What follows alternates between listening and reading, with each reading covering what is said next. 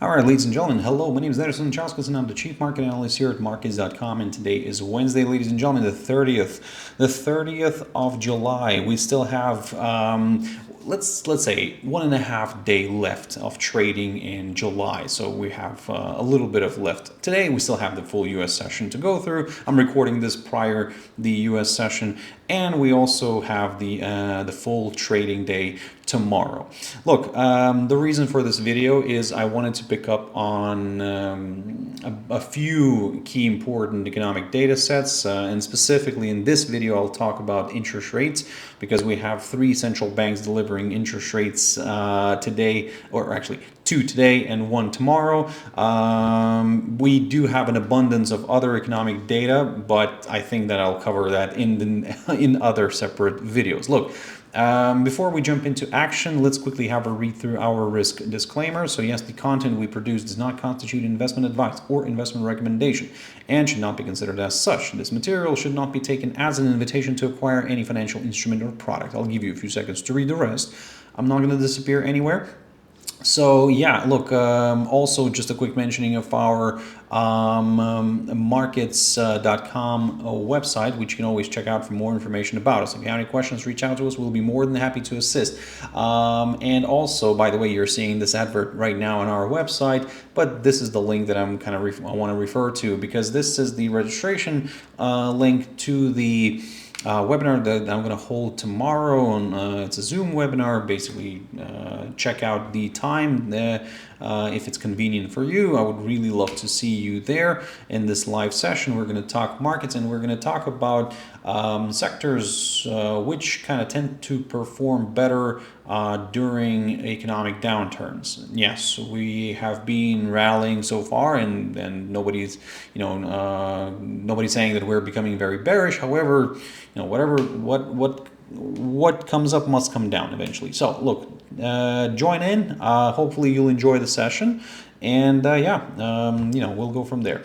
Look, very quickly into the economic calendar. So Wednesday, I want to pick up like straight away. So look, today we do, like I said, we do have some other data, and I'll cover especially job numbers. I'll cover those in a separate video, but for this video, BoC interest rate decision, we're expected to keep the rate unchanged at 2.75. Let me just launch the chart here. So this is the kind of the progress that has been done so far. So lately, as you can see here, the BoC kind of remained with the same interest rate decision for some time now. So with the 2.75, they quickly dropped it from 5% all the way to 2.75. So that the last time we were at 5% was back in May of 2024, and since then, yes, the easing was on a very quick scale here, on a very quick path, or momentum. Everybody was cutting, and now we slowed down. And I think, of course, everybody is worried about the implications of tariffs, and what it will mean for inflation. And these are legit concerns, to be honest. Yes, trade deals are being done and everything. However, trade deals are being done, but with additional costs involved. So this is where the market is trying to, what the market is trying to understand, and what central banks are trying to understand. So basically, I think that we're posed for another flat rate here, the 2.75 coming up. Look, if there's going to be a surprise at some point, that would be quite interesting to see, actually, if they could, if they would drop the rate to, let's say, 2.50, or cut it by 25 basis points. It would be quite an interesting moment. We could see, let me just jump into the US dollar against the Canadian dollar. We could see CAD weakening further. So as you can see right now, USD CAD is pushing nicely to the upside. AUD CAD is stalling because AUD is a little bit on the weaker side. Euro CAD, we have a situation here where the euro is declining. The Canadian dollar is getting stronger. It's strengthening a little bit because We also have oil shifting back up suddenly, right? I mean, we had a strong surge here recently, so that could, in a way, help strengthen the Canadian dollar. So it's only the U.S. dollar that's an issue for for Canada, because at the moment, if, like I said, if oil remains kind of elevated, then yeah, we don't need to do like any hikes maybe of interest rates in order to kind of help maintain the strong or stronger Canadian dollar. But yeah, of course, given that Canada and the U.S. are like one of the biggest trade partners with each other, certainly the fact that the U.S. dollar is getting stronger right now, it's a little bit of a it's a good thing in a way for Canada, because this way Canada can become a little bit more attractive again in terms of trade, because again it would be cheaper for the U.S. to purchase. And looking at this situation here, like I said, if this pair starts pushing strongly to the upside, then yep, we could see like I said, Canadian goods becoming more attractive for the U.S. consumer. Of course, we'll keep an eye on that. Keep your eyes on the interest rate decision here today. If suddenly we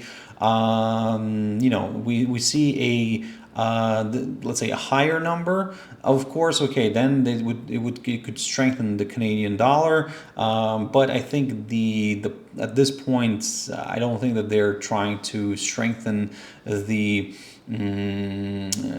Canadian dollar. And look, again, like inflation, I mean, okay, inflation is at the latest inflation that I saw here in Canada, the year-on-year headline came out at 1.9. Okay, it ticked up higher from the previous 1.7, but still, it's around 2%. Canada Bank of Canada's 2% target, and it's all okay. So on the contrary, I think the most logical kind of option from the two, let's say a possible cut or a possible hike, I would go for a cut, just because, like I said, you could, this way you could like weaken your Canadian dollar a little bit, but the higher oil price wouldn't, let's say, force the Canadian dollar to weaken that much, and it could still keep it in line in a way, and the current strength in the US dollar as well. So basically you're kind of moderately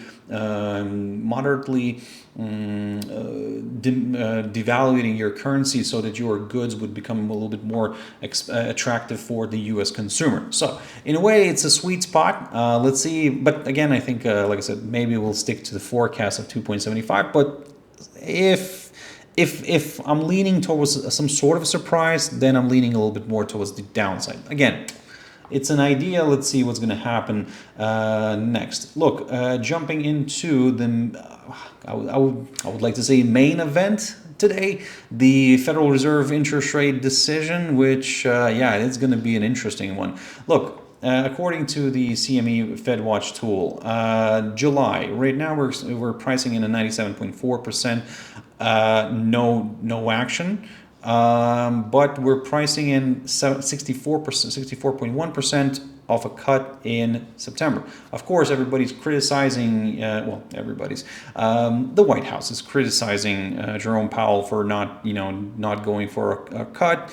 Of course, Powell is saying that, we don't want to really rush into things, because again, why should we? Because we have so much trade uncertainty and we don't know how it will impact the economy eventually. Who will absorb the increases? It's a valid point, to be honest. I mean, I'm not really, like I said, arguing with that, to be honest. But it's an interesting one. I mean, to support the White House idea is like why we should be doing why we cannot do the cut right now in July instead of, let's say, September. Like, what's the difference? Like, what does it change? Well, I think that what we'll have is more inflation data. That's what we'll have, because lately, and where's one of those charts that I have here, U.S. inflation data. Let me just try to. This is Canada's interest rate decision. This is the unemployment rate, U.S. unemployment, U.S. NFP, U.S. ADP. Right, just a second. This is This is Australia's. So let me just change this to U.S. So yeah, look, this is what I wanted to talk about, and let me just jump into monthly. This is what I want to talk about. So this is the current headline year-on-year inflation number.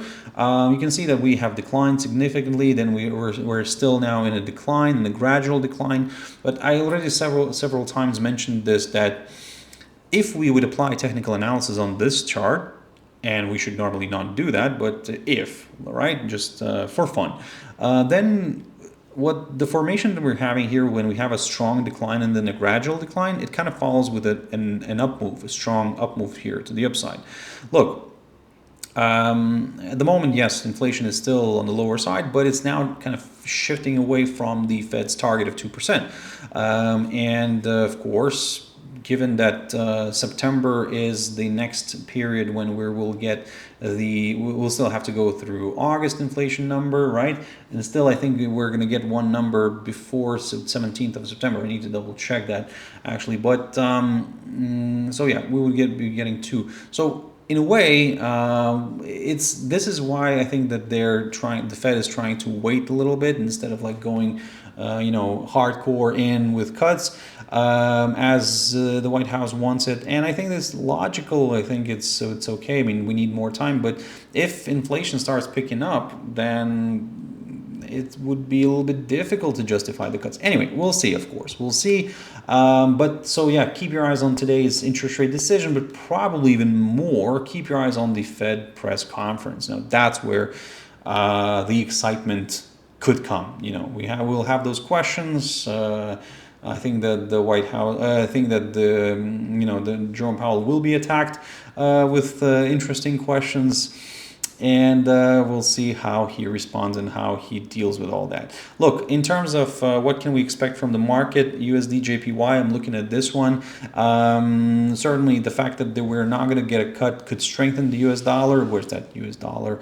Because we are right now at an interesting spot. I talked about this in my previous videos, that we could be forming something of an inverse head and shoulders pattern. Left shoulder here, head, right shoulder, neckline. There we go. Let's see if we can break that. If we can break this, and if it is indeed an inverted head and shoulders, my next target is the 100-day EMA right here. I have a bunch of levels here, but initially I'll aim for the 100-day EMA. Looking at the stock market, I think, again, this is just purely my opinion, that if the Fed sticks to with its plan, I think the stock market could rally. Actually, normally we understand that when we get a cut, the stock market kind of sees that as a positive. But I think at this point, which game we're playing is the game where the credibility game, the reputational game, because if we suddenly see that the Fed decides to cut lower, to cut in general, then I don't know if the stock market would rally, because it would be seen as a little bit of a defeat for the Fed. And this is where, like I said, this is where the stock market is kind of worried about a little bit. And I think that it's a tricky moment. It's a tricky moment. And again, this is only my take. There's a bunch of people who think a little bit differently, but going from what I've seen in the past. So that's what I'm saying. So if we see a cut, it seems like it could be actually a negative thing, although it should be positive, but it could be a negative thing just because it would be seen as a loss of the battle. The Fed lost the battle to the White House. There we go.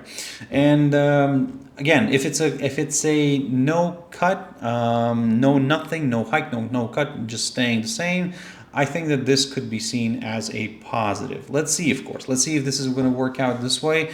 Look, let me know in the comments what you think, because it is a very itchy and touchy subject. Hopefully you enjoyed the video, ladies and gentlemen. As always, look, just a quick mentioning of again, of the webinar which I'm holding tomorrow. Tune in, register. Honestly, I hope you will enjoy the little session. But yeah, thank you very much, everybody. I hope you found this useful. As always, stay safe, have your stop losses in place, risk only what you can afford to lose, don't overtrade, and everything will be fine. And I'll see you in my next video update. Bye for now.